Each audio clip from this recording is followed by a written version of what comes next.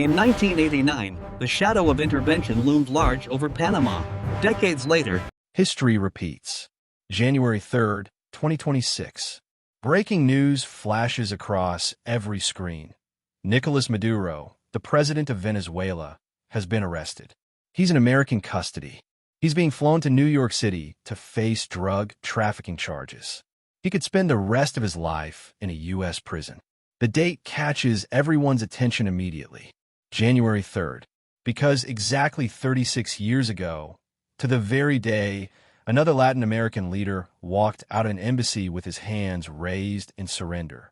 His name was Manuel Noriega. He was the dictator of Panama. And just like Maduro, he ended up in handcuffs on a plane to Miami, charged with the exact same crime, turning his country into a highway for cocaine. Same date, same charge, same destination, same ending. This isn't a coincidence. This is a pattern. This is a playbook. And once you see it, you can't unsee it. This is the story of how the United States deals with leaders who cross the line, how it creates dictators and then destroys them, and how history doesn't just repeat, it copies and pastes, almost word for word, 36 years apart. Welcome to the story of two men, two countries, and one system that keeps playing the same song on repeat, whether anyone's listening or not. Let me take you back to where this all started. Panama in the 1960s. A small country squeezed between two oceans, famous for one thing, the Panama Canal. That narrow strip of water connecting the Atlantic to the Pacific, one of the most important shipping routes in the world. But here's the thing most people don't know. The Panama Canal wasn't controlled by Panama. It was controlled by the United States. America had essentially carved out a piece of Panama, built military bases there, and ran the canal like it was their own property. Panama was technically independent, but in reality, it was under Washington's thumb. And in that environment, a young man named Manuel Antonio Noriega was learning a very important lesson. If you want power in a country controlled by a bigger power, you need to become useful to that bigger power. Noriega wasn't born into wealth. He wasn't born into a political dynasty. He came from the slums of Panama City, smart and ambitious and ruthless. He joined the military, worked his way up through intelligence, and by the 1960s, he caught the attention of the most powerful intelligence agency on Earth, the CIA. During the Cold War, that long, tense period when the United States and the Soviet Union were fighting for control of the world without actually fighting each other directly, the CIA needed people on the ground in Latin America. They needed spies who could report on communist movements, leftist guerrillas, anyone who might threaten American interests. And Noriega was perfect for the job. He was smart, brutal when he needed to be, and most importantly, he was willing to do whatever it took. So the CIA recruited him. They put him on the payroll. And for over 20 years, Noriega fed them information while getting paid six figures annually. That's in 1970s money, which would be worth much, much more today. He met with CIA directors. He shook hands with George H.W. Bush when Bush was running the agency in the 1970s. Noriega was considered a friend, an ally, one of the good guys fighting communism in America's backyard. But while Noriega was working for the CIA, he was also building his own empire. By the 1980s, he'd become the commander of Panama's defense forces, the military. And in Panama, the military was the real government. Presidents came and went, but Noriega held the actual power. And that's when he discovered something far more profitable than CIA paychecks: cocaine. The 1980s were the golden age of the cocaine trade. Colombia's cartels. You've probably heard of Pablo Escobar and the Medellin cartel, maybe the Cali cartel, were moving literally tons of cocaine from South America to the United States. But they had a problem: geography. How do you get thousands of pounds of drugs from Colombia to Miami, Los Angeles, and New York without getting caught? You need a transit route, a safe passage, a country where the police and military won't stop you because they're actually helping you. And that country became Panama. Noriega made a deal with the cartels. For a cut of the profits, millions and millions of dollars, he would let cocaine shipments move through Panama's airports and seaports. His soldiers would protect the drugs. His banks would wash the money. making dirty drug profits look clean and legitimate. Panama wasn't just looking the other way. Panama's military was actively partnering with the cartels, and Noriega was getting incredibly, unbelievably rich. But here's the part that should make your blood boil. The CIA knew. The U.S. government knew. And for years, they did absolutely nothing about it. Why would America ignore the fact that its paid ally was helping flood American streets with cocaine? Because priorities. The Cold War was still the #1 concern. Fighting communism mattered more than fighting drugs. Noriega was feeding the CIA intelligence about leftist guerrillas in Nicaragua and El Salvador. He was allowing American military operations to use Panama as a base. He was anti-communist, strategically located, and useful. So Washington made a calculated decision. Ignore the drugs, keep the spy. As long as Noriega was fighting communists, they could overlook the fact that he was also a drug trafficker. The CIA kept paying him even as the DEA, the Drug Enforcement Administration, was building a criminal file on him, documenting his connections to the cartels, watching cocaine flow through Panama. This is one of the ugliest truths about American foreign policy. When it's convenient, Washington will work with criminals, dictators, and drug dealers. As long as they're serving American interests, their crimes don't matter. Until suddenly they do. In 1989, everything changed. The Berlin Wall fell. The Soviet Union started collapsing. The Cold War was ending. And just like that, Noriega wasn't useful anymore. He went from valuable asset to embarrassing liability. Here was this dictator in a general's uniform, openly working with drug cartels, making millions from cocaine while claiming to be America's friend. It made Washington look terrible, so they decided to get rid of him. In February 1988, 2 federal grand juries in Miami and Tampa indicted Manuel Noriega on drug trafficking, racketeering, and money laundering charges. This had never happened before in American history. The United States had never indicted a sitting foreign leader on criminal charges. Never. But the Justice Department did it anyway. They accused Noriega of helping the Medellin cartel ship over 4.5 tons of cocaine into the United States. They accused him of laundering hundreds of millions of dollars through Panamanian banks. They accused him of turning his entire country into a criminal enterprise. And they said he wasn't a head of state entitled to diplomatic immunity. He was just a thug with a military uniform. Noriega thought it was a joke. He thought the indictment was a bluff, a pressure tactic that wouldn't actually lead to anything. After all, he had dirt on the CIA. He knew secrets. He had relationships with powerful people in Washington who'd been happy to work with him for decades. Surely they wouldn't actually come after him. So he doubled down. He rigged Panama's 1989 election to keep his puppet president in power. When that caused protests and international outrage, he declared himself maximum leader and started appearing on television waving machetes and mocking President George H.W. Bush, calling him weak and scared. It was the worst possible decision he could have made. Because on December 16, 1989, Panamanian soldiers at a checkpoint shot and killed a U.S. Marine lieutenant. 4 other Americans were detained and mistreated. One was sexually assaulted. And that gave Bush exactly the justification he needed.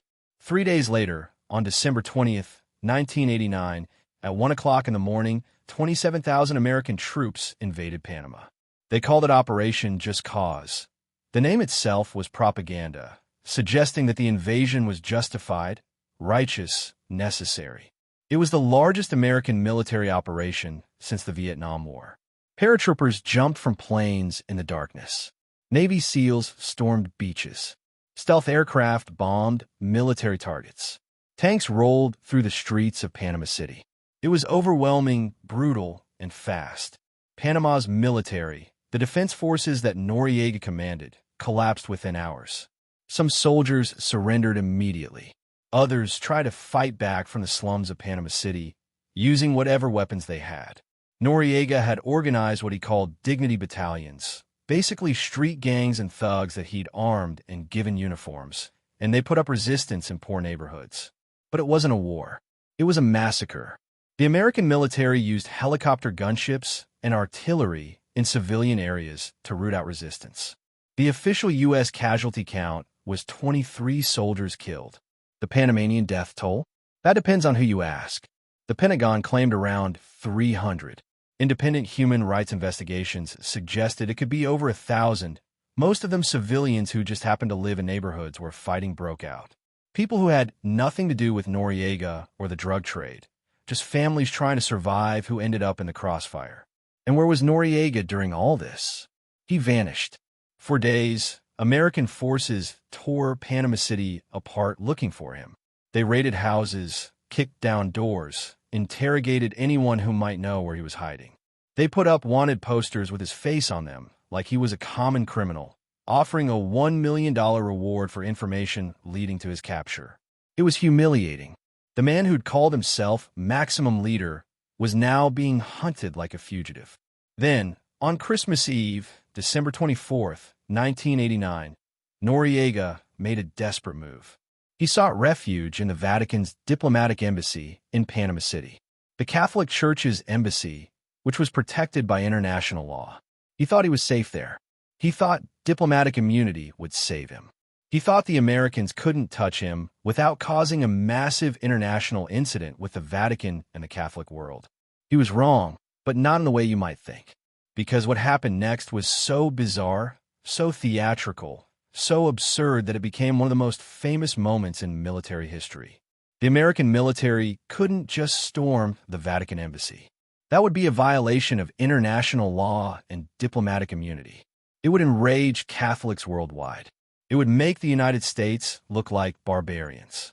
So instead, they laid siege to the building. Troops surrounded it completely. No one could get in or out. And then someone in the American military had an idea that was either brilliant or insane, depending on how you look at it. Psychological warfare through rock music. They brought in massive speakers, the kind you'd see at the biggest rock concert you've ever been to. Military-grade psychological operations equipment designed for crowd control. They positioned these speakers all around the embassy, aimed directly at the building, wired them up to generators, cranked the volume to maximum.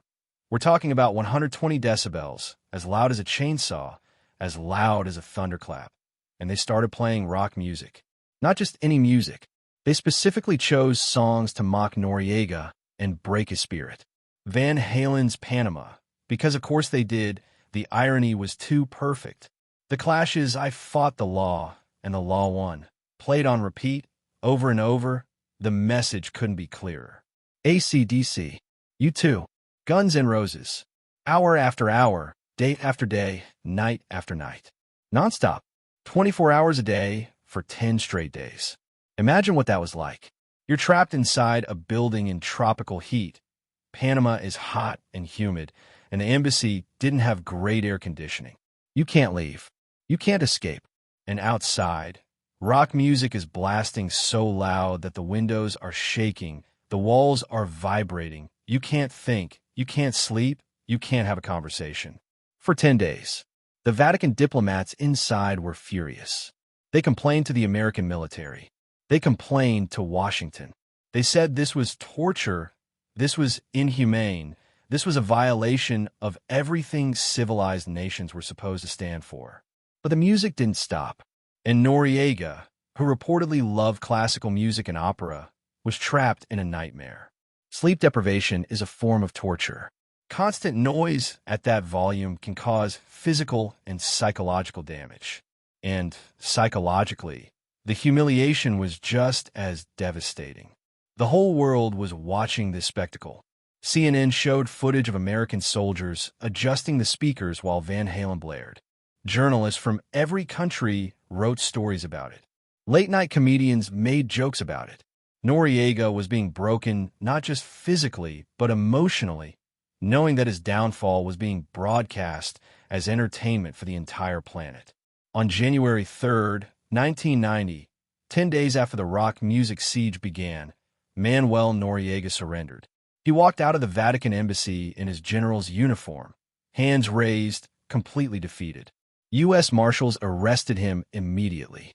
They put him in handcuffs, not the kind used for diplomats or heads of state, just regular criminal handcuffs, and they flew him to Miami on a military plane.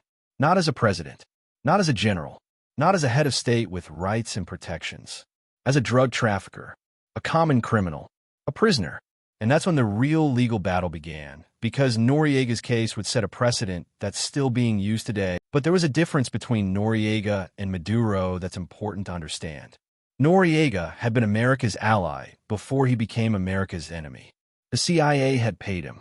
American presidents had worked with him. There was a relationship that soured. Maduro was never America's friend. From the very beginning, he was anti-American. Hugo Chavez had positioned Venezuela as a counter to U.S. influence in Latin America, allying with Cuba, Russia, and China. Maduro continued that policy. He defied American sanctions. He nationalized assets belonging to American companies. He gave speeches at the United Nations condemning American imperialism. There was no friendship that turned into betrayal. It was hostility from day one. But the pattern still held. Whether you start as an ally or an enemy, if you run a narco-state in the Western Hemisphere, Washington will treat you the same way, as a criminal who needs to be arrested and prosecuted in an American court. 4 years after the 2020 indictment, it was a standoff. Maduro controlled Venezuela's military. He'd purged anyone he didn't trust and filled the ranks with loyalists. He rigged elections to keep himself in power. When opposition leader Juan Guaido declared himself interim president with American backing in 2019, Maduro crushed the challenge. The United States imposed brutal economic sanctions on Venezuela, trying to strangle Maduro's government financially and force him out. But Maduro survived. He had oil money, he had Russian and Chinese support, he had just enough control to hold on. It looked like the indictment was just symbolic, a piece of paper that embarrassed Maduro but couldn't actually touch him. Until January 3rd, 2026. Exactly 36 years after Noriega walked out of that Vatican embassy in Panama, Nicolás Maduro was captured. The details are still emerging. Much of it is classified. But reports suggest it was a combination of internal Venezuelan opposition and American intelligence operations. Possibly military defectors, possibly special forces, possibly covert action that we won't fully understand for years. But the result is clear. Maduro is in American custody. He's been transported to Miami. He's facing the same charges Noriega faced, and he's likely to spend the rest of his life in an American prison, just like Noriega did. January 3rd, 2026. The same date. Is that a coincidence? Maybe, but it feels deliberate, doesn't it? Like someone in Washington looked at a calendar and said, let's send a message. Let's make sure everyone remembers what happened to Noriega. Let's make sure every dictator with cartel connections knows that this is a pattern, not a one-time event. Because that's what this is, a pattern. And once you see the pattern, it's impossible to ignore. Let me walk you through the checklist, because the similarities between these two cases are haunting. Both Noriega and Maduro were indicted in Miami federal court years before their arrest. Noriega in 1988, arrested in 1990. Maduro in 2020, arrested in 2026. Both faced drug trafficking charges, facilitating cocaine imports into the United States, running narco-states where the government itself partnered with cartels. Both were branded as illegitimate leaders, not real heads of state. This is absolutely critical to the legal strategy. The United States claimed that neither man represented his country legitimately. Noriega had seized power through military force and rigged elections. Maduro had done the same thing. Without legitimacy, there's no diplomatic immunity. Without diplomatic immunity, they're just criminals who happen to wear nice suits or military uniforms. The American legal system treated them as defendants, not diplomats. Both arrests happened on strategically significant dates. Noriega surrendered on January 3rd, 1990. Maduro was captured on January 3rd, 2026. 36 years to the day. You don't get that kind of symmetry by accident. That's planned. That's symbolic. That's Washington saying, we remember. We're doing this again, and we want you to know it. Both were accused of turning their countries into drug transit hubs. Panama, under Noriega, became a washing machine for cartel money and a highway for cocaine shipments. Venezuela under Maduro became the same thing. Military protection for traffickers, cocaine moving through ports and airstrips, officials taking payments from cartels. Same business model, different geography, 3 decades apart. Both were once useful to American interests before becoming liabilities. Noriega was a CIA asset during the Cold War, feeding intelligence and fighting communists. When the Cold War ended, he became expendable. Worse than expendable, he became an embarrassment. Maduro wasn't directly useful to Washington the same way, but Venezuela's oil mattered to global markets, and in the early Chavez years, relations weren't openly hostile. But once Maduro aligned with Russia and China, once he became a symbol of anti-American resistance, he shifted from irrelevant to target. Both faced overwhelming American force, just in different styles. Noriega faced a full-scale invasion. 27,000 troops, airstrikes, tanks in the streets. Operation Just Cause making headlines worldwide. Maduro's arrest was surgical, covert, quick. No invasion, no occupation, no rock music. Just special forces, intelligence operations, extraction. Why the difference? Because Washington learned from Noriega. The Panama invasion was messy. It was expensive. Hundreds of people died.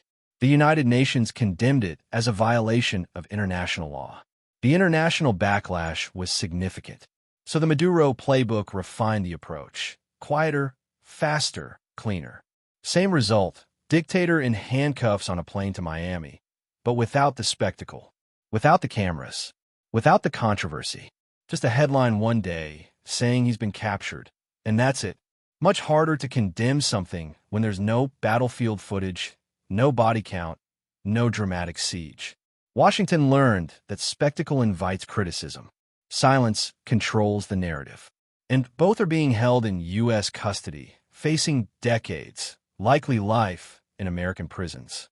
Noriega served 17 years in federal prison, then more time in France and Panama. He died behind bars. Maduro, if convicted, faces life in prison. Both trials happening in Miami, the same courthouse, the same legal framework, the same prosecutor's office, maybe even some of the same judges who've been on the bench for decades. It's not just similar, it's a copy-paste operation. The Noriega playbook, dust it off and run again almost identically. But there are differences too, and they're worth noting because they show how the playbook evolved. The Panama invasion was loud, public, impossible to ignore. The Maduro arrest was silent, classified, barely explained. Noriega's siege with rock music became international news. Absurd, theatrical, memorable. Maduro's capture has no such theater. It's all business. No memes, no jokes, no headlines about military psyops. Washington learned that the circus might be effective, but it's also embarrassing. Better to be efficient and quiet. Noriega operated during the Cold War, when geopolitics was simpler. U.S. versus USSR, clear sides, regional proxies fighting ideological battles. Maduro exists in a multipolar world where Russia and China back Venezuela, where American unilateral action is more complicated. The arrest suggests Washington is now willing to act despite those complications, not avoid them. Bolder, riskier, more willing to ignore what Moscow. And here's the most significant difference. Noriega was once on America's side. He was CIA. He was paid. He was an ally who went rogue. There was betrayal in his story, Frankenstein's monster turning on its creator. Maduro was never America's ally. He inherited Hugo Chávez's anti-American ideology and ran with it. He was opposition from the start. No betrayal, just conflict. That changes the emotional narrative, but it doesn't change the outcome. Whether you start as a friend or an enemy, if you run a narco-state in Latin America, you end up in the same place. Miami federal courthouse, facing a jury, looking at life in prison. The playbook doesn't care about your starting position. It only cares about the ending. So what's the message here? What is Washington telling the world with these two arrests, 36 years apart, on the exact same date? The message is simple and terrifying. Sovereignty has limits. If you run a narco-state in the Western Hemisphere, if cocaine flows from your country into American streets, Washington will treat you not as a sovereign leader, but as a criminal. Period. Doesn't matter if you control the military. Doesn't matter if you were elected, even in a rigged election. Doesn't matter if you claim diplomatic immunity or hide in embassies or have the support of Russia and China. The United States will indict you in Miami. It will put a bounty on your head. And when the moment is right, when you're weak enough, isolated enough, or when Washington is bold enough, it will arrest you. Diplomatic immunity? Irrelevant if Washington doesn't recognize your government as legitimate. International law? Flexible when national security and drug trafficking are involved. Sovereignty? Conditional. You can be president, you could be dictator, you could be general, but if cocaine flows north and Washington decides you're responsible, you're a defendant waiting to happen. Critics call this imperialism, and it's hard to argue with that characterization.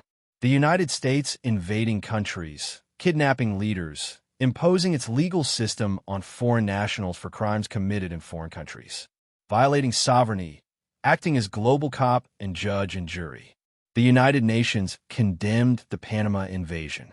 International law scholars argue that the U.S. has no right to indict foreign leaders and arrest them in their own countries. Where does it end? If Washington can do this to Panama and Venezuela, can it do it to any country? Can it arrest the president of Mexico if it decides he's not doing enough to stop cartels? Can it arrest leaders in Afghanistan or Colombia or anywhere drugs are produced or transit? The precedent is dangerous because it essentially says American law extends everywhere. And if you're accused of threatening American interests, no border will protect you. That's empire. That's the logic of empire. And it terrifies smaller countries who watch these cases and think, we could be next. But supporters of these operations call it justice. They argue that narco-dictators need to be held accountable. Noriega facilitated tons of cocaine into the U.S., fueling addiction, violence, and death in American communities. Maduro allegedly did the same. If your government is a criminal enterprise, if your military is a cartel, you've forfeited the rights of legitimate government. You're not a head of state, you're a crime boss. And crime bosses belong in prison, no matter what passport they hold. Fair argument. The drug trade devastates communities. American cities have been ravaged by cocaine, by opioids, by the violence that comes with trafficking. If leaders profit from that misery, why shouldn't they face consequences? Why should they hide behind sovereignty and diplomatic immunity while people die from the drugs they help smuggle? Justice requires accountability, even across borders. Maybe especially across borders when the crimes are international. I don't have an answer for which side is right. Maybe both are. Maybe neither. Maybe it's more complicated than right and wrong. But what's undeniable is that this pattern exists, that it's real, and that it's not stopping. Noriega in 1990, Maduro in 2026. And between them, the U.S. has intervened in Latin America countless times. Coups, invasions, assassinations, sanctions, covert operations. This isn't new. This is a century-old pattern. What's new is how brazen it's become. Arresting a sitting president of a sovereign nation and flying him to Miami like he's a common fugitive? That's bold. That's a statement. And the fact that it happened twice on the same date, 36 years apart, that's not just bold. That's a message tattooed into history. So here's what keeps me up at night. And maybe it should keep you up too. What comes next? Because this is a cycle, not a conclusion. The United States has a long history of empowering strongmen for strategic reasons. Fighting communism during the Cold War, securing oil and natural resources, maintaining regional stability, or at least the appearance of it. Those strongmen, controlling weak institutions and military force, inevitably turn to the drug trade for money and leverage. Why? Because cartels have billions of dollars, and cartels need protection, routes, and laundering. It's the perfect criminal partnership. And Washington looks the other way, at least for a while, because geopolitics comes first. Drugs are a problem, but there are always bigger priorities: terrorism, communism, great power competition. Then priorities shift. The strongman becomes inconvenient. The drug problem he enabled becomes a domestic political crisis in America. Maybe it's an election year, and politicians need to look tough on crime. Maybe it's a new administration with different goals. Maybe the geopolitical calculation changes. Whatever the reason, Washington flips the script. The ally becomes the criminal. The head of state becomes the indicted trafficker. The friend becomes the fugitive. Arrest, trial, prison. Rinse and repeat. Noriega wasn't the first Latin American leader the U.S. targeted. He won't be the last. Maduro proves that. And there will be others. As long as cocaine flows north, as long as Washington claims the right to indict foreign leaders for crimes that affect American citizens, this cycle will continue. The names will change. The countries will change. The details will vary. But the pattern is set. It's not breaking. 36 years ago, they played Van Halen and The Clash until Manuel Noriega walked out of that embassy with his hands up. Today, they don't need rock music. They don't need spectacle. They just need handcuffs and a plane to Miami. The music stopped, but the message keeps playing on repeat, louder than any speaker. Cross us, and sovereignty won't save you. Diplomatic immunity won't save you. Embassies won't save you. We will find you. We will arrest you. We will put you on trial. And that message echoes through every presidential palace in Latin America. Every general who's ever taken cartel money hears it. Every politician who's ever made a deal with traffickers feels it. Because Noriega and Maduro aren't just two men who got caught. They're examples. They're warnings. They're what happens when you stop being useful to Washington. And maybe that's the point. Maybe that's exactly the message that's supposed to be sent. But here's the question nobody in power wants to answer. Does this actually stop the drug trade? Noriega was arrested in 1990. 36 years later, cocaine is still flooding into the United States. More than ever, in fact. The cartels didn't disappear when Noriega went to prison. They found new routes, new partners, new countries. The drugs kept flowing because demand kept growing. Maduro is in custody now. Will that stop the cartel de los Soles? Will Venezuelan military officers suddenly stop working with Colombian traffickers? Or will they just find new leadership, new protection, new ways to move the product? Because that's what always happens. You arrest one leader, another takes his place. You shut down one route, traffickers open another. You invade one country, the cartels move to the next. The drug war has been going on for over 50 years. Trillions of dollars spent. Hundreds of thousands of people incarcerated. Countless lives destroyed on both sides of the border. Military operations, invasions, covert actions, indictments, arrests, trials. And yet the drugs keep coming. More potent, more deadly, more profitable than ever. So if this strategy doesn't work, if arresting dictators and invading countries doesn't actually solve the problem, why do we keep doing it? Is it because we genuinely believe it will work this time? Is it because it's politically popular to look tough on drugs? Is it because it serves other purposes, projecting power, controlling regions, sending messages to rivals? Or is it because we genuinely don't know what else to do? Maybe the scariest possibility is that the system doesn't care if it works. Maybe the point isn't to stop drugs. Maybe the point is to exercise power, to demonstrate reach, to remind the world that the United States can do whatever it wants in its hemisphere. Maybe Noriega and Maduro aren't about justice at all. Maybe they're about empire. I don't know the answer. I wish I did. But what I know is that real people suffer in this cycle.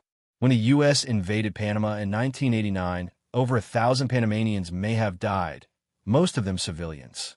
Families, children, people who had nothing to do with Noriega or drugs or any of it. They were just living in neighborhoods that became battlefields. When Venezuela collapsed under sanctions and chaos, ordinary Venezuelans, not Maduro, not government officials, but teachers and nurses and families, starved. Hyperinflation destroyed their savings. Hospitals ran out of medicine. Millions fled the country as refugees. These aren't just political stories. These aren't just legal cases. These are human tragedies. And when we talk about the Noriega-Maduro pattern, when we analyze the playbook, we can't forget the people caught in the machinery. The ones who didn't choose any of this but suffer all the consequences. So where does that leave us? What do we do with this information? Because now you know the pattern. You've seen how it works. you understand that January 3rd, 2026 wasn't just a random news story. It was history copying itself deliberately, methodically. You know that somewhere right now, there's probably another leader making deals with cartels, thinking he's untouchable, not realizing he's already on a list in Washington, not realizing that one day, when priorities shift, when he stops being useful or becomes too inconvenient, there will be an indictment in Miami with his name on it. And maybe years later, maybe decades later, there will be a headline saying he's been arrested. And the cycle will continue. The playbook is written. Washington has plenty of blank pages left. And the question isn't if it will happen again. The question is when and to whom and whether anything will ever actually change. Because that's the haunting part. That's what keeps this story from being just history. It's not over. It's ongoing. It's a pattern that repeats because we let it repeat. Because we don't demand better solutions. Because we're content with the same old cycle as long as it feels like justice is being served, even if nothing actually improves. Noriega died in prison in 2017, 3 decades after Van Halen and the Clash tortured him into surrender. Maduro will likely die in prison 2 decades from now, and will tell his story the same way. And 30 years after that, maybe there will be another arrest, another dictator, another January 3rd. The dates might even line up again, because that's how patterns work. They repeat until something breaks them. And I don't know how to break this one, but I know that pretending it doesn't exist, pretending these are isolated incidents, pretending that justice is simple and sovereignty doesn't matter, that won't break it. Understanding is the first step. Asking questions is the second. Demanding accountability is the third. And maybe if enough people start paying attention, if enough people start asking why this keeps happening, if enough people start demanding that we find better ways to deal with drugs and corruption in failed states, maybe then something changes. Maybe. Or maybe we're stuck in this cycle forever, watching dictators rise and fall, watching countries become narco-states and then battlegrounds, watching the same playbook run again and again while we convince ourselves it's different this time. I hope it's the first option. I fear it's the second. But I know one thing for certain. The rock music stopped playing in Panama in 1990, but the music of power and empire and the drug war, that's still playing, and it's getting louder. Thank you for staying with me through this story. I know it's heavy. I know it's complicated. I know it doesn't have easy answers or satisfying conclusions. But these are the stories we need to talk about. These are the patterns we need to understand. Because if we don't learn from history, we're doomed to watch it repeat over and over until something finally breaks. Manuel Noriega and Nicolás Maduro are separated by 36 years, but they're connected by one undeniable truth. When you become inconvenient to the most powerful empire in history, no amount of power will save you. Not military force, not diplomatic immunity, not hiding in embassies, not even time and distance. The playbook is clear. The pattern is set. And unless something fundamental changes, we'll be telling this same story again someday, with different names but identical endings. So now I want to hear from you, because this conversation doesn't end here. It starts here. In the comments below, tell me what you think. Do you believe the United States was justified in arresting Noriega and Maduro? Or do you think this is imperialism, a violation of sovereignty that sets a dangerous precedent? If these men were criminals, why did Washington work with Noriega for decades and tolerate Maduro's government for years? What does that say about American foreign policy, and who decides who's a criminal and who's an ally? Should the drug war be fought with military force and arrests of foreign leaders? Or is there a better approach we're not trying? Have you heard other stories like this from Latin America or other parts of the world, and what patterns do you see? And here's the biggest question. 36 years from now, in 2062, do you think we'll still be running this same playbook, or will something finally change? I don't have all the answers. Nobody does. But I want to hear your perspective. Whether you agree with these operations or oppose them, whether you think it's justice or imperialism, whether you have hope for change or think the cycle is permanent, share your thoughts. Let's have a real conversation, because that's how we learn. That's how we challenge ourselves. That's how we start imagining different futures instead of accepting the same past on repeat. If this video made you think, if it made you angry or sad or curious or uncomfortable, share it. Share it with people who need to know this story. Share it with people who care about Latin America, about drug policy, about international law, about justice and power and empire. The more people who understand this pattern, the harder it becomes to ignore. And if you want more stories like this, stories that dig deep, that ask hard questions, that refuse to accept simple narratives, subscribe to this channel and hit that notification bell. Because the story of Noriega and Maduro isn't over. There will be updates. There will be trials. There will be consequences. And there will be other stories, other leaders, other arrests. We'll be here to tell them. Remember, Noriega couldn't stop the U.S. from arresting him even though he'd been their spy for decades. Maduro couldn't stop it even though he controlled an entire country. And the pattern won't stop itself. The only way it changes is if we demand change. The only way it ends is if we refuse to accept it as inevitable. So speak up, ask questions, demand accountability, and never, ever forget that history doesn't have to repeat, but it will if we let it. What do you think? Drop your comments below. Let's talk. Let's learn. Let's demand better. Thank you for watching and never stop asking why.